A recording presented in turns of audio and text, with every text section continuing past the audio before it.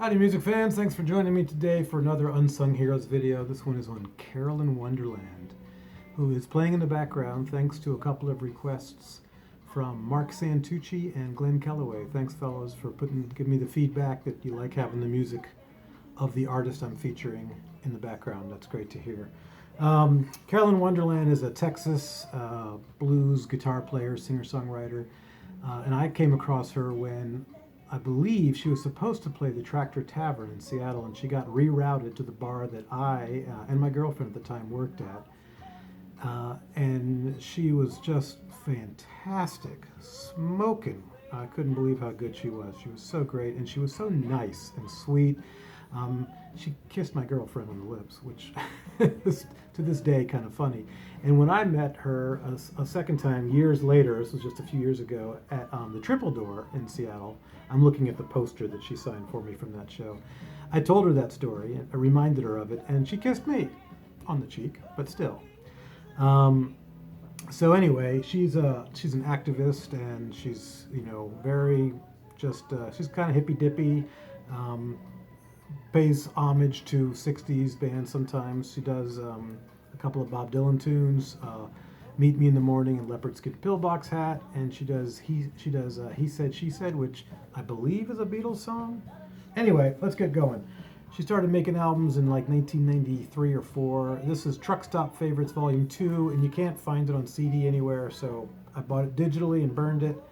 And it's a little bit raw as far as the production goes, but it's still really good. There's some good rock and roll tunes. There's a bunch of blues tunes. Might be one or two country tunes on most of her albums, country-esque tunes, and some funky blues too. This is from her album Piecemeal, which is coming up. She gets better as she goes. Her production gets much cleaner. This is the next one from 94 or 5. This is called Play With Matches. I love the cover of this. And the band she was with for the first several albums is called the Imperial Monkeys.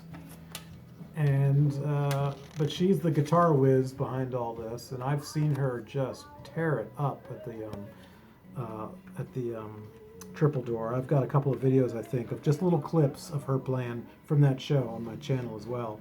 I'll put them in the description. All right, next one's called Bursting with Flavor. More of the same, rock and roll, some blues, some funky blues, maybe a country tune or two. She also has written with Ruthie Foster, who's a Texas blues singer-songwriter person. And she's friends with all of those folks. Billy Joe Shaver, of course, is gone, but him and Ray Wiley Hubbard, and I'm guessing she knows all of the Flatlanders, and probably knew Townes Van Zandt and Blaze Foley, I would imagine. Yeah, she's been around the Texas music scene for a long time. Next one is called Alcohol and Salvation, and I believe this is probably one that I bought at that first show when I met her at our bar, because I feel like I've had this for quite a while, and all the others I've had to scrounge up.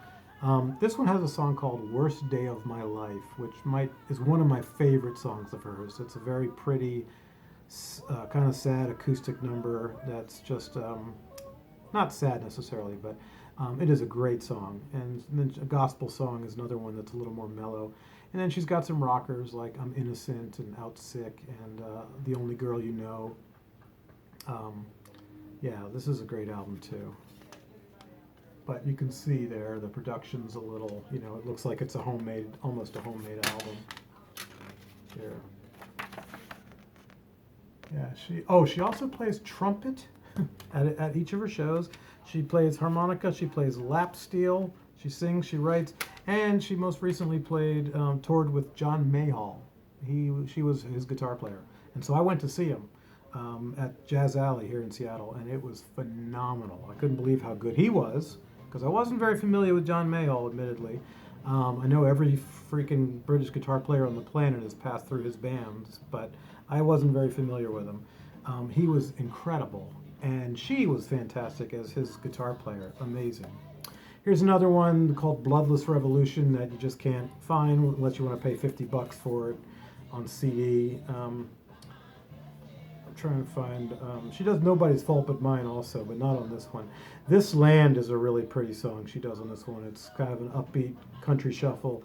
This one has He Said, She Said, which, correct me if I'm wrong in the comments, but that I'm pretty sure is a Beatles tune. From a Waffle Booth 6 and Driving Into the Sun are pretty hard rock and roll songs.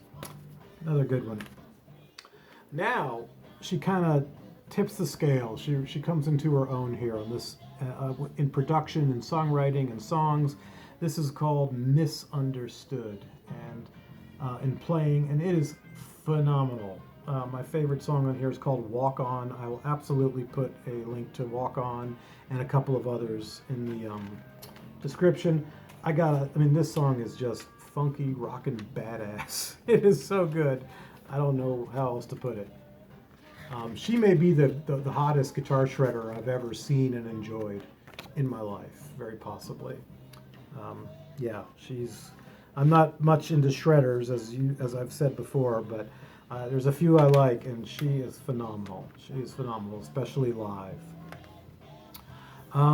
Okay, the next one is called Piecemeal. I mentioned that, and this has a song called Shine On, which is a really beautiful kind of lilting, grooving kind of country tune as well, acoustic. Most of it's blues though, this one. I mean, she's thought of as a blues player for the most part, and most of this album is definitely blues, and there's a few rockers and some funky tunes in that one country tune. She does Dust My Broom, the old Elmore James tune. That's certainly a blues. Oh, she does Meet Me in the Morning. I forgot about that. The Bob Dylan tune. So, yeah, she definitely does some interesting covers. And speaking of live, this is probably from this Live Texas Trio.